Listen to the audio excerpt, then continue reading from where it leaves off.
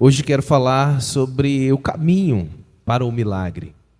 Quais são esses passos? De uma forma muito simples, que você possa aprender quais são esses passos, qual é esse caminho, qual é essa direção que te leva até o milagre. Não importa o que você necessite, não importa se é na área familiar, se é no casamento, se é na vida profissional, na saúde, em qualquer área. Se você precisar de um milagre, esses passos, eles vão direcionar a sua vida. Porque João, no capítulo 2, o texto que eu pedi para você abrir, o capítulo que eu pedi para você abrir, ele é como uma porta de entrada para os sinais operados por Jesus. Nós temos aqui o primeiro relato, o primeiro milagre que o Senhor fez. E o termo usado para milagre é o mesmo utilizado para maravilhas. Um milagre de Deus é algo maravilhoso. É uma maravilha que nós recebemos. E experimentar isso, desfrutar dessas bênçãos de Deus, é algo muito precioso e disponível para todos aqueles que buscam a Deus. Se você tem algo que você precisa pedir a Deus de forma especial, vá com o coração aberto a receber essa palavra, para que você possa experimentar uma vida repleta de bênçãos, repleta da abundância do Senhor. Nós vamos iniciar lendo o versículo de número 1, e vai trazer aqui o primeiro passo para a gente caminhar em direção ao milagre, que é o ambiente perfeito para que o milagre aconteça. O versículo 1 diz: 3 dias depois, houve uma festa de casamento no povoado de Caná da Galileia. A mãe de Jesus estava ali, e Jesus e seus discípulos também foram convidados para a celebração. Durante a festa, o vinho acabou, e a mãe de Jesus disse: eles não têm mais vinho. O ambiente de escassez, ele é perfeito para a manifestação de Deus. Quando nós enfrentamos um momento da nossa vida que nos falta algo, e aí eu quero perguntar para você: o que te falta? O que falta para você? Qual é a escassez que você vive? A gente começa a caminhar com Cristo, passa alguns anos, e a gente enfrenta também muitas dificuldades. Isso não é só para quem visita a igreja, para quem está ouvindo a palavra pela primeira vez, ou alguém que se converteu há pouco tempo. Não. A necessidade, ela pode surgir em diversos momentos da nossa vida. Você pode conhecer a Cristo, ter profundo relacionamento e enfrentar um tempo de dificuldade. Então esse tempo de escassez, esse tempo de falta, ele é o ambiente perfeito para a manifestação de Deus. Muitos de nós não gostamos de enfrentar as provações. Nós não gostamos de passar por desertos, por vales, por lutas, por dificuldades. Quando fala de você enfrentar um momento de crise, nós já pulamos lá fora. É como nós gostamos de fazer como um voo de avião, em que os instrumentos revelam que na frente há uma tempestade e é necessário desviar a rota. E nós queremos fazer isso, nós queremos fugir das tempestades. Nós queremos fugir da escassez, fugir do dia difícil, do dia mau. Nós só queremos aquela parte do texto que diz assim: é de glória em glória, é de vitória em vitória. Nós temos essa dificuldade de enxergar que o momento da escassez, o momento em que falta, o momento em que nós entramos em uma crise, ele é o momento perfeito para que se manifeste o poder de Deus. Olha o que Cristo fala, olha o que o Senhor fala para Paulo, que o poder se aperfeiçoa na fraqueza. Seria possível cair maná do céu se não houvesse falta de comida? Não. Seria possível a água jorrar da rocha no meio de um deserto Se não houvesse falta de água, também não. Quando que Naamã teria dado 7 mergulhos no Rio Jordão, se ele não estivesse enfermo? Onde que uma viúva pobre iria ver azeite jorrar dentro da sua casa, até não ter mais vasilhas, se não houvesse falta, crise, dificuldade naquele momento? Entenda isso. O momento de crise que você vive é o ambiente perfeito para que o poder de Deus seja manifestado. Mas aqui nós temos um problema, e que nós costumamos convidar a Cristo quando os problemas estão instalados. Nós costumamos buscar a Deus quando as dificuldades aparecem. Nós só clamamos ao Senhor quando a coisa está apertada. Mas olhe no texto, veja, aprenda aqui algo importante. Que Jesus e os discípulos também foram convidados para a festa. Eles não foram convidados para resolver um problema. Nós só gostamos de convidar a presença de Deus para a nossa vida quando nós queremos resolver problema. Como se Deus fosse um bombeiro para apagar os incêndios que nós estamos enfrentando. O texto diz que Jesus foi convidado para uma festa e não para resolver problemas. Aprenda a convidar Jesus para a sua vida antes das tempestades chegarem, antes das crises serem instaladas. Aprenda a convidar Jesus antes da enfermidade aparecer. Aprenda a convidar Jesus para a sua família antes do filho cair na droga, antes do casamento começar a enfraquecer, antes de você entrar por uma porta de depressão, antes de você mergulhar na tristeza, na dor, no sofrimento. Convide Jesus antes, para que no momento em que o ambiente mudar e você for entrar num tempo de tempestade, Ele já está com você. Ele já está lá presente, dentro da sua casa, dentro da sua vida, junto com você, junto com a sua família. Esse é o primeiro passo. Entender que um ambiente de crise, ele é perfeito para a manifestação do poder de Deus. Seguindo o texto, nós temos o segundo passo. Mulher, versículo 4. Isso não me diz respeito, respondeu Jesus. Minha hora ainda não chegou. Segundo princípio, aprender a esperar. Como é difícil aprender a esperar. Nós não gostamos de aprender a esperar. Nós não gostamos de esperar. Nós gostamos de tudo na hora.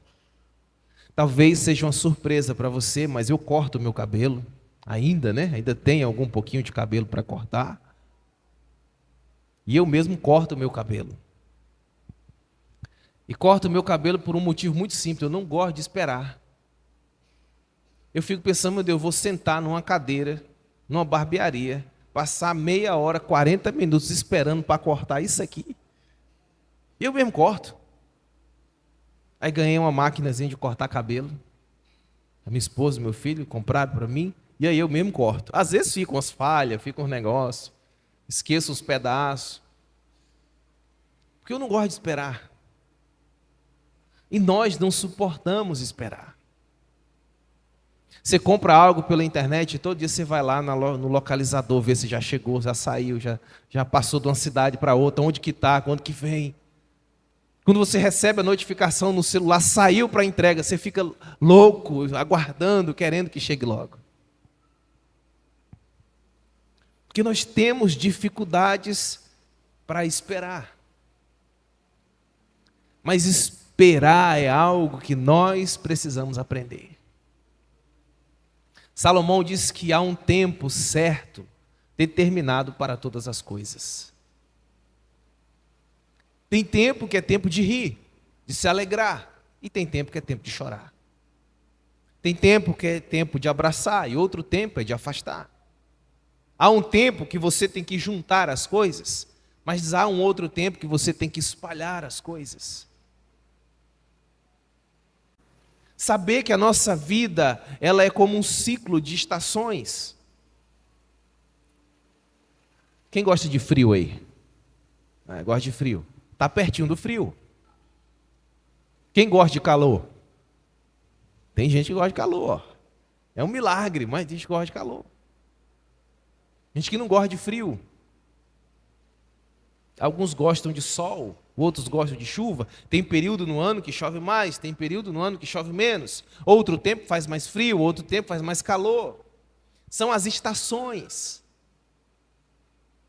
Quando chega a época do frio, os que gostam de frio ficam felizes e aproveitam aquele tempo. E passa rápido. E você tem que esperar meses para chegar uma outra temporada de frio. Não tem frio todo ano. Aí chega a época do calor, aí quem gosta de frio sofre. Porque o calor incomoda muito. Mas entenda algo, até nas estações em que nós sofremos, aparecem coisas boas. É no tempo em que o sol está mais quente que os ipês vão florescer na nossa cidade. E os que não gostam de calor vão tirar foto do ipê. No pôr do sol. Aprenda também que existem coisas boas nas temporadas ruins que a gente passa. Então nós precisamos saber esperar o tempo determinado para todas as coisas. Isso fala sobre o período do amadurecimento. Quando você está esperando, você está amadurecendo.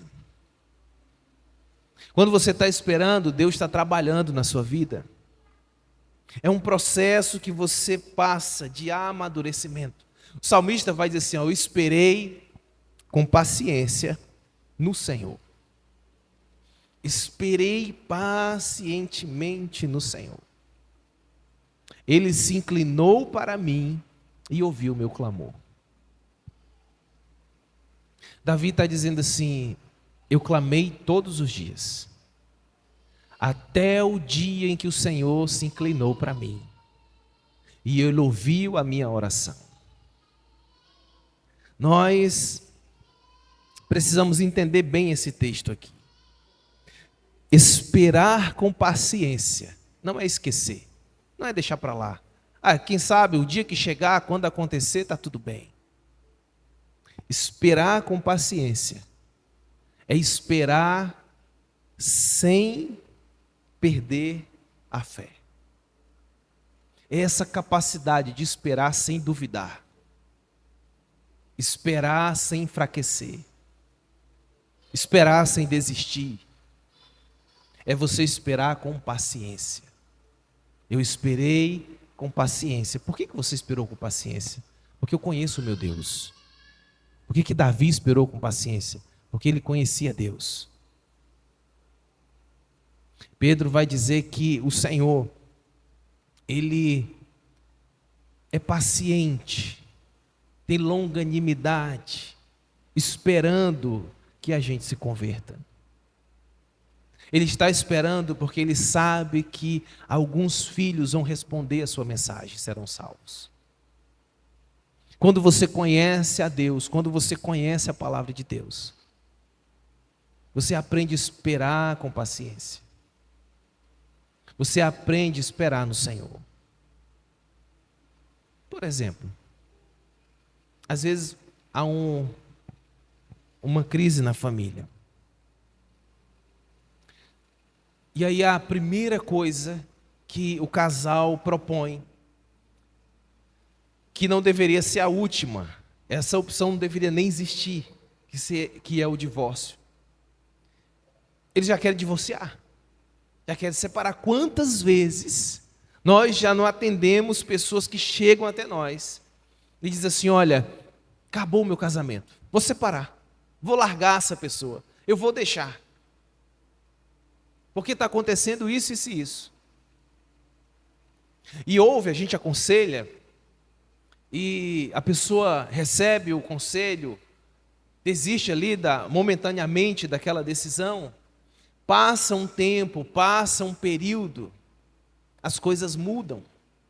Deus age naquela família, age naquele casamento, aquele coração é quebrado.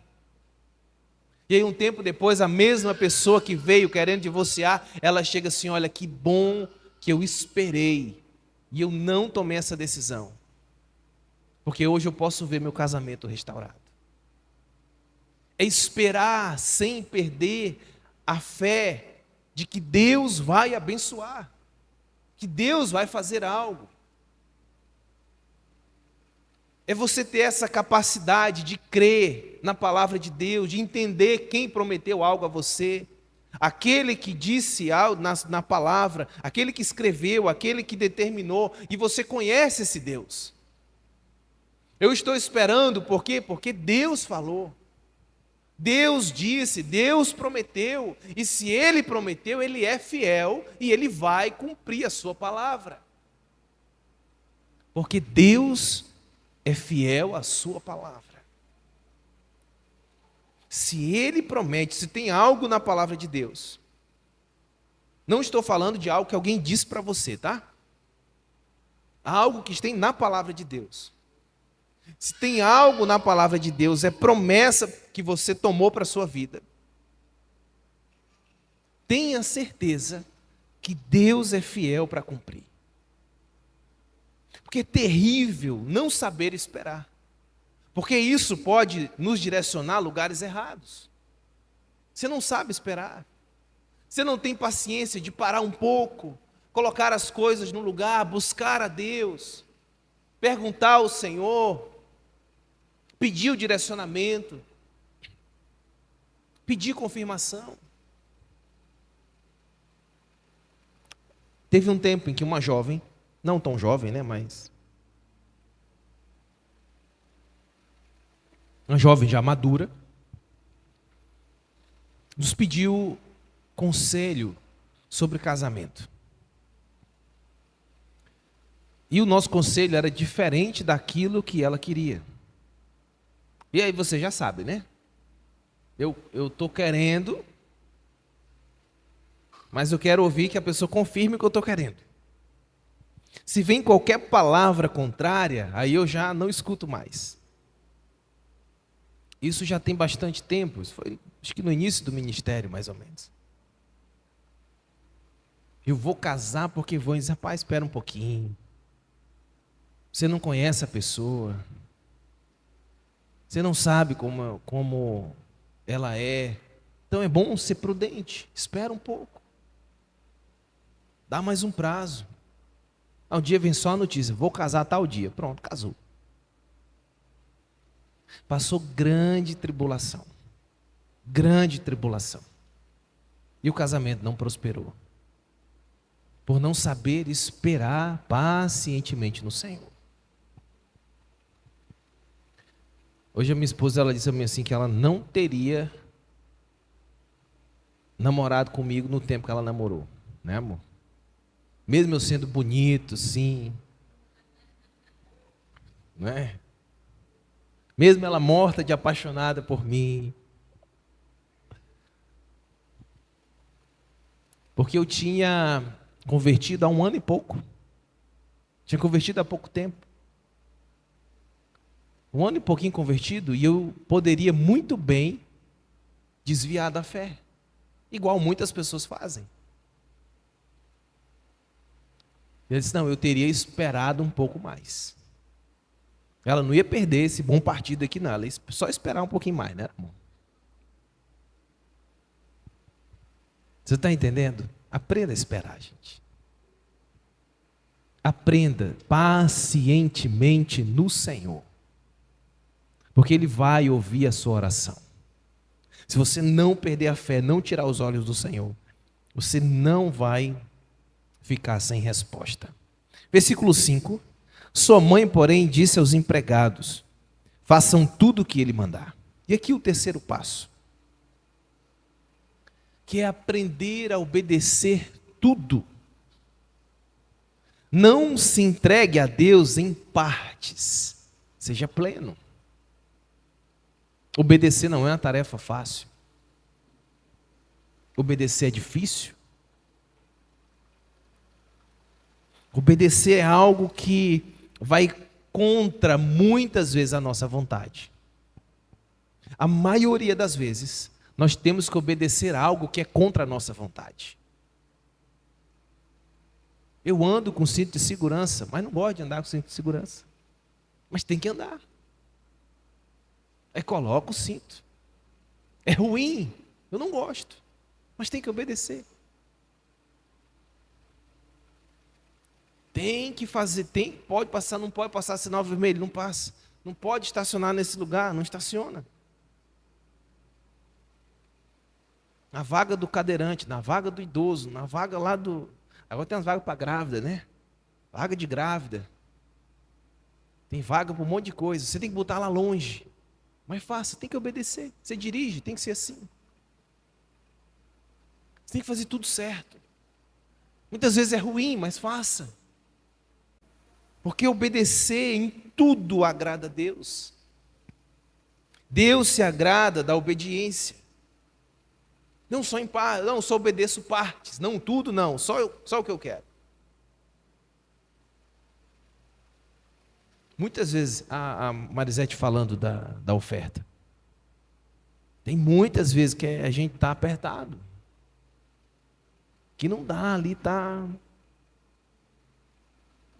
porque a gente gastou mais do que devia, mas obedecer é melhor.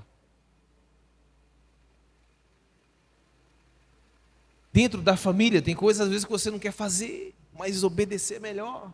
O filho ouve o pai falando, ele acha chato, é ruim, vai contra. Ele não quer fazer, mas obedecer é melhor. E obedecer em tudo, mesmo que seja difícil, nos pequenos detalhes. Quando Maria olha e diz assim aos empregados, façam tudo o que ele disser. Mesmo que você não acredite, faça o que ele mandar. O texto vai dizer que havia jarros com capacidade de 80 litros e jarros com capacidade de 120 litros. E Jesus diz assim, olha, encha tudo com água.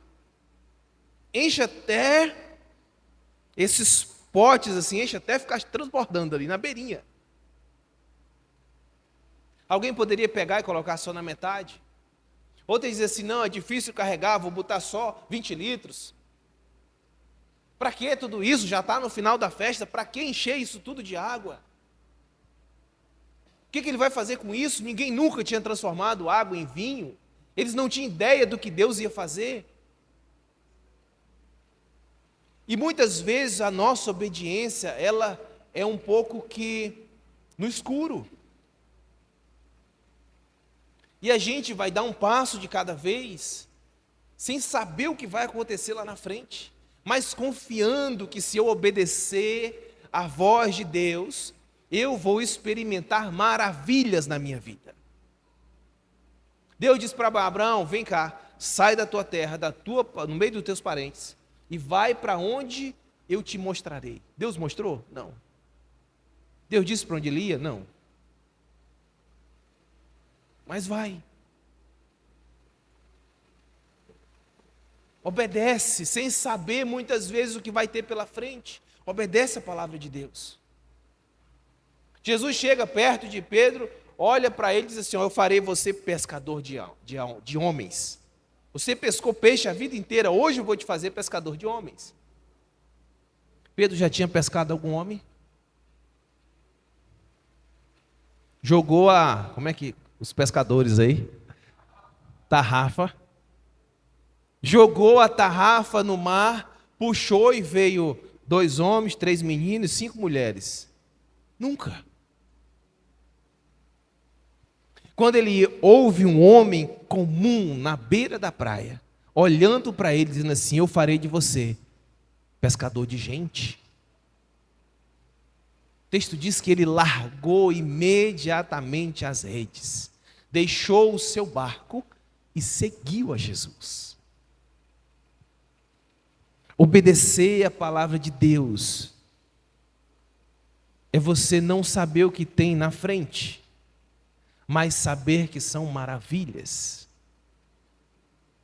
Para onde você está indo? Não sei. Eu vou para onde Deus me mandar. O que vai ter lá? Maravilhas. É você experimentar isso. Obedecer nos pequenos detalhes. O texto na sequência vai dizer que o mestre de cerimônias, versículo 9, provou a água transformada em vinho, sem conhecer a sua procedência, embora os empregados obviamente soubessem.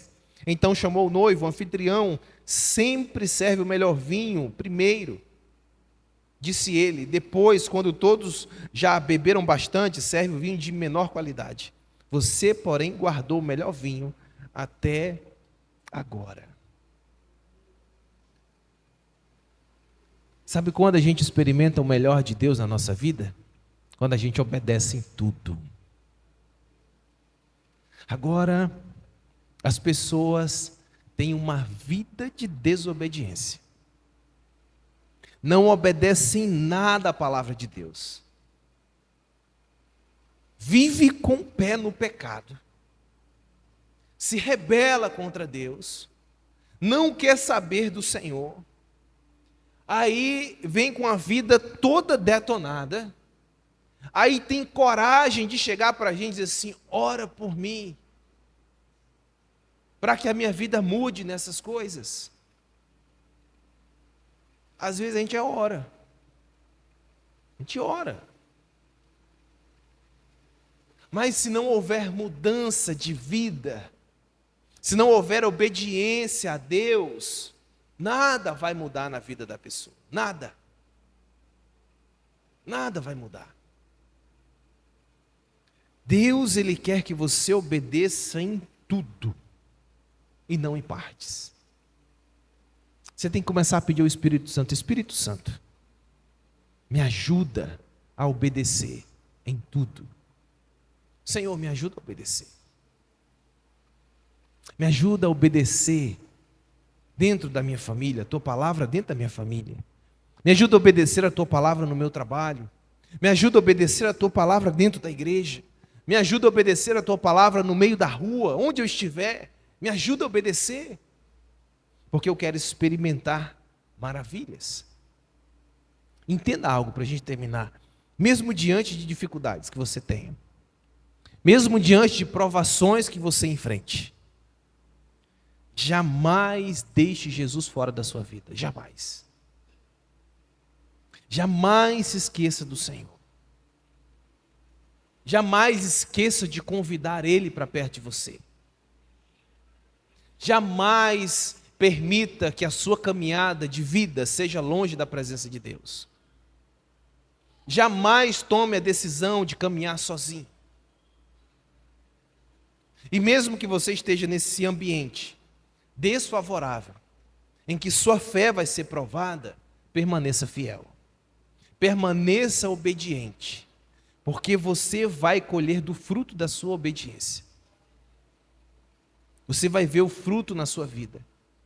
E você vai experimentar esses milagres, essas maravilhas, essas bênçãos de Deus para você desfrutar. Amém? Glória a Deus.